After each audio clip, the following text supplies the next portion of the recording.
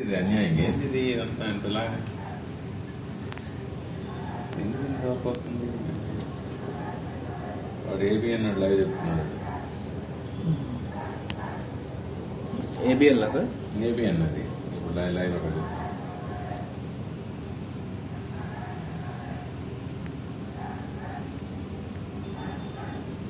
Commissioner వస్తాడు 1000 కొట్టుర్రా 2000 కొట్టుర్రా అడక తింటున్నాము మా బాధ వంగి చెప్పుకోవాలి. నేను గౌరవ రేవంత్ రెడ్డి గారికి వీరాభిమానిని అయినా కూడా నేను ఏ రోజు కూడా ప్రొఫెసర్ నాకు గవర్నమెంట్ బ్లేమ్ చేయాలి మా కమిషనర్ సార్ అంటే నాకు వీరాభిమాని మా రంగనాథ్ సార్కి. కానీ నాకు ఈ బాధ భరించలేక రాత్రి నేను ఎంత ఏడ్చినా నాకు తెలుసానా కంట్రోల్ రూమ్ ఫోన్ చేసి కూడా ఏడ్చిన నేను రాత్రి జీతం తక్కువ అయింది ఎట్లా సార్ మాకు ఎట్లా తినాలి ఏంది నెలకు ఈఎంఐలు ఉంటాయి ఇవన్నీ ఉంటాయి ఏకదం 5000 రూపాయలు జీతం తక్కువ అయితే ఏం చేస్తాం సార్. ఇంటి కిరాయిలు నెలకు 7500 ఇంటి కిరాయి ఎట్లా బతకాలి ఇద్దరు పిల్లల్ని పెట్టుకొని. పోలీసు టీఆర్ఎఫ్లో కలిపారు మమ్మల్ని అదే హైడ్రాలో కలిపినాక సాలరీలు తక్కువ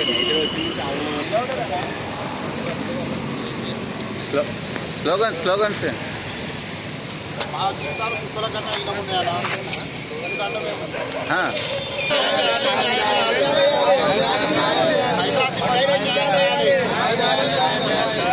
న్యాయం చేయాలి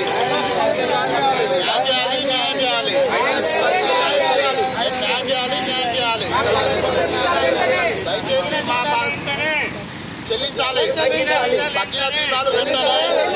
తగ్గిన జీతాలు వెంటనే జీవో సవరణ చేయాలి. జీవో సవరణ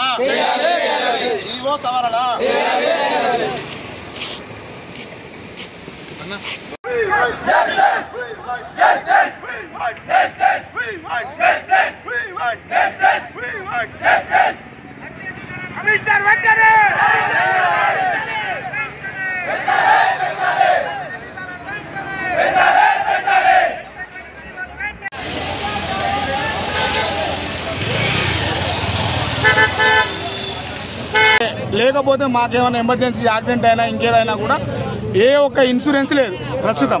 మేము గత ఈ వీడియో ఉన్నంత వరకు మాకు ఇన్సూరెన్స్లు ఉన్నాయి.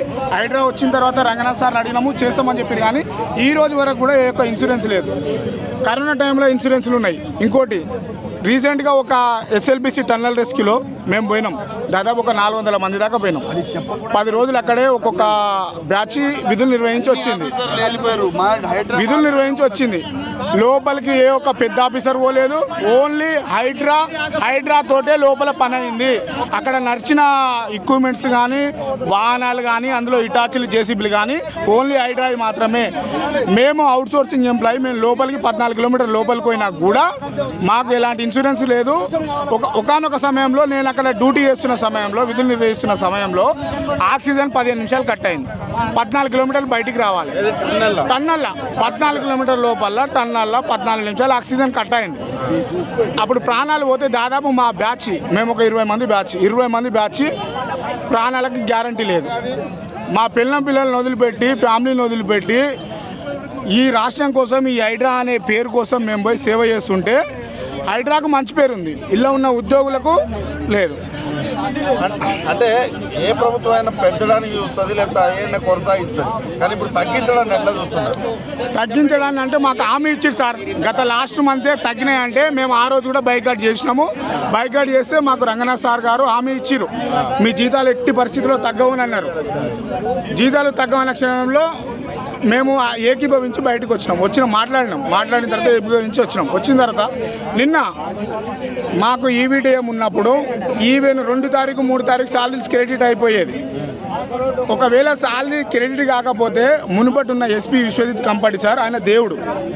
సాలరీస్ క్రెడిట్ కాకపోతే గత గవర్నమెంట్ ఈవీటీఎం ఉన్నప్పుడు సాలరీస్ క్రెడిట్ కాకపోతే వాళ్ళ కాంట్రాక్టర్లను ఏం చేసేదో ఏమో మాకు తెలియదు. విశ్వజిత్ సార్ 3 తారీఖు వరకు సాలరీ క్రెడిట్ అయ్యేది. కానీ ఈరోజు మా అన్ని పేద కుటుంబాలు సార్ డిస్టిక్ల నుంచి వచ్చి మేము ఈ హైడ్రా కోసం పనిచేస్తున్నాం. మేము 2018 నుంచి ఇందులో విధులు నిర్వహిస్తున్నాము.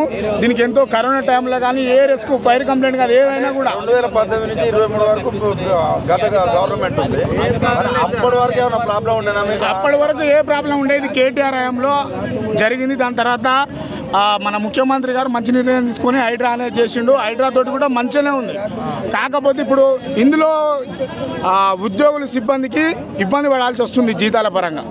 అంటే ఇప్పుడు మీకు జీతాలు తగ్గించారు, టైంకి రావట్లేమంటారు, మరి మీ ఇల్లు ఎట్లా గడుస్తుంది? ఇల్లు ఎట్లా గడుస్తుంది? కొందరు మా వాట్సాప్ గ్రూప్లలో చూస్తే పిల్లలకు ఆకలి ఆకలి అనే వీడియోలు అప్లోడ్ చేస్తున్నారు సార్. ఆకలి ఆకలి అమ్మ బువ్వ అనే వీడియోలు అప్లోడ్ చేస్తున్నారు. అంత దారుణంగా ఉంది. 17 తారీఖు వరకు కూడా సాలరీస్ క్రెడిట్ కాలేదంటే మేము డిస్టిక్ నుంచి వచ్చి బతకటోళ్ళం సార్. రూమ్ రెంట్ ఎంత, కూరగాయలు ఎంత, పెట్రోల్ ఛార్జ్ ఎంత, గ్యాస్ ఎంత, కరెంట్ ఎంత, ఇవన్నీ ఎట్లా గడపాలనేది మాకే అర్థం కావట్లేదు. ఎప్పటిదాకా కొనసాగిస్తారు? కమిషనర్ సార్ మాకు కొనసాగిస్తాం సార్. మా విశ్వసి సార్ ఆయంలో ఎలా